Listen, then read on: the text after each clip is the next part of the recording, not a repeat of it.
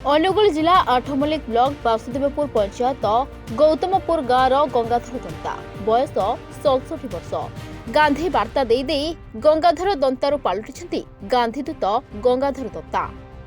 ଏଥିପାଇଁ ବହୁ ଜାଗାରେ ସେ ସମ୍ମାନିତ ମଧ୍ୟ ହୋଇଛନ୍ତି। ବର୍ତ୍ତମାନ ସମାଜ କଳୁଷିତ ହେବାରେ ଲାଗିଛି, ଯୁବପିଢ଼ି ପଥଭ୍ରଷ୍ଟ ହେବାରେ ଲାଗିଛନ୍ତି। ଯୁବପିଢ଼ି କିଭଳି ପଥଭ୍ରଷ୍ଟ ନ ହୋଇ ଗାନ୍ଧୀଙ୍କ ଅହିଂସା ନୀତିକୁ ଆଦରି ନେଇ ସୁସ୍ଥ ସମାଜ ଗଠନର ମୁଖ୍ୟ ଅସ୍ତ୍ର ହେବେ, ତାହା ଗଙ୍ଗାଧର ଦନ୍ତା ବୋଲି ବୁଝାଉଥିବା ଦେଖିବାକୁ ମିଳିଥିଲା। ସୂଚନା ଯେ 1974 ମସିହାରେ ଅନୁଗୁଳସ୍ଥିତ ମାଳତୀ ଦେବୀ ଆଶ୍ରମରୁ ଅନୁପ୍ରାଣିତ ହୋଇ ଧୀରେ ଧୀରେ ବିଭିନ୍ନ ସମୟରେ ବିଭିନ୍ନ ଜାଗାକୁ ଯାଇ ଗାନ୍ଧୀଙ୍କ ବାର୍ତ୍ତା ଦେଇଥିଲେ। ଗାନ୍ଧୀଙ୍କ ଅହିଂସା ନୀତି ଧୀରେ ଧୀରେ ଲୋପ ପାଇଯାଉଥିବା ବେଳେ ଏହାକୁ ସେ ଲୋକମାନଙ୍କ ପାଖରେ ପହଞ୍ଚାଇବାକୁ ଚେଷ୍ଟା କରୁଛନ୍ତି ବୋଲି ସେ ପ୍ରକାଶ କରିଛନ୍ତି। ତେବେ ଗାନ୍ଧୀଦୂତ ଗଙ୍ଗାଧର ଦନ୍ତାଙ୍କ ଏହି ସାଇକେଲ ଯାତ୍ରା 2016 ମସିହା ଅକ୍ଟୋବର 28 ତାରିଖରୁ ଆରମ୍ଭ କରି ବିଭିନ୍ନ ଜିଲ୍ଲା ବୁଲିବା ସହ ଗାନ୍ଧୀ ବାର୍ତ୍ତା ଦେଉଛନ୍ତି ଏବଂ ଶେଷ ନିଶ୍ୱାସ ଯାଏ ଏହି ଯାତ୍ରା କରିବେ ବୋଲି କହିଛନ୍ତି ଗାନ୍ଧୀଦୂତ ଗଙ୍ଗାଧର ଦତ୍ତା। ମୋ ନାଁ ହେଉଛି ଗଙ୍ଗାଧର ଦତ୍ତା, ଏବେ ସମ୍ମାନିତ ଗାନ୍ଧୀଦୂତ ଗଙ୍ଗାଧର ଦତ୍ତା ପରିଚୟ। ମୋ ଘର ହେଉଛି ଆଠମଲ୍ଲିକ ବ୍ଲକ ବାସୁଦେବପୁର ପଞ୍ଚାୟତ ଗୌତମପୁର।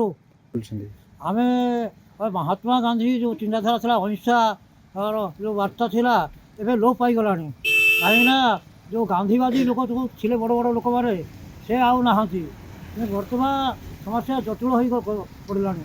ପୁଣି ଗାନ୍ଧୀଙ୍କର ଚିନ୍ତାଧାରା ବାର୍ତ୍ତା ପହଞ୍ଚିବ, ଲୋକମାନେ ଭାରତ ମାତାର ସମ୍ମାନ କିଛି ରହିବ, ଏହି ଲକ୍ଷ୍ୟ ନେଇକରି ମୁଁ 1974 ମସିହା ମୋ ପ୍ରଥମ ହେଉଛି 1974 ମାଳି ଚୌଧୁରୀ ଆଶ୍ରମରେ ମାଳି ଚୌଧୁରୀଙ୍କ ଦୀକ୍ଷାରେ ମୁଁ ଅନୁପ୍ରାଣିତ।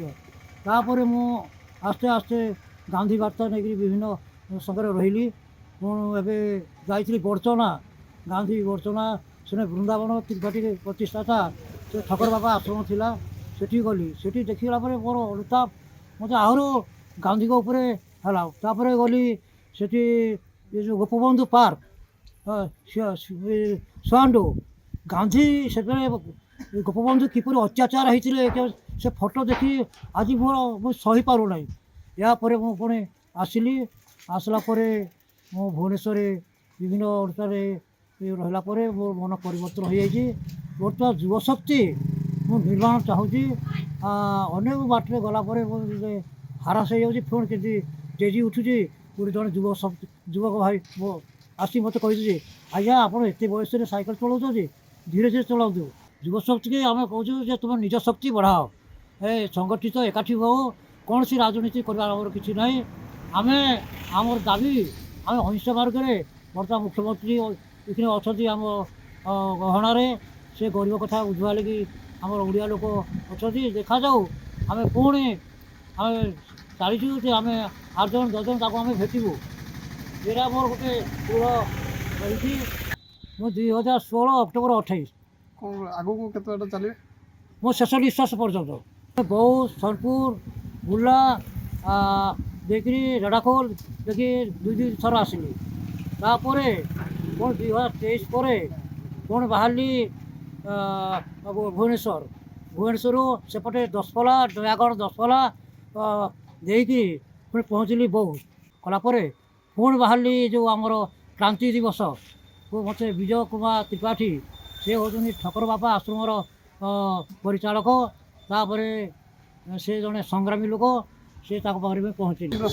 ଆଜି ମୁଁ ଯାଉଛି, ଚେଷ୍ଟା କରୁଛି ଆଠମଲ୍ଲିକ ପହଞ୍ଚିବା ପାଇଁ। ଏ ବର୍ଷା ପାଣି ଦେଇ କେତେ ଦୂର ଯିବ ମୋର ଆଶାରେ ଠିକ୍ ନୁହେଁ, ସେ ପ୍ରଭୁ ମୋତେ ବତାଉଛନ୍ତି। ଅନୁଗୁଳରୁ ସୁଧାକର ସାହୁଙ୍କ ରିପୋର୍ଟର୍ସ ଟୁଡେ।